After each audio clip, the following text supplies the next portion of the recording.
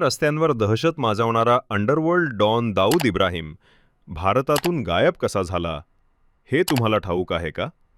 1980च्या दशकात दाऊदवर हत्या, स्मगलिंग, पोलिसांवर हल्ले असे आरोप वाढले.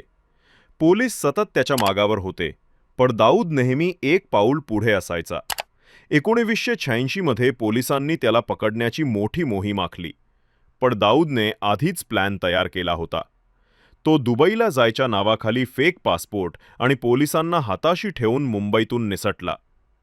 दुबईत पोहोचल्यावर त्याने तिथल्या राजकीय संपर्कांचा फायदा घेतला. व्हाईट हाऊस नावाच्या बंगल्यामधून दाऊदने अंडरवर्ल्डचा ग्लोबल धंदा सुरू केला. पण 1993 मुंबई बॉम्बस्फोटांनंतर भारतात परत येणं अशक्य झालं. म्हणूनच दाऊदने दुबई सोडून कराची, पाकिस्तानमध्ये सुरक्षित ठिकाणी आपला तळ उभारला. दाऊद भारतातून पळून गेला, पण 40 वर्षांनंतरही अजूनही भारताच्या हाताला लागलेलाच नाही.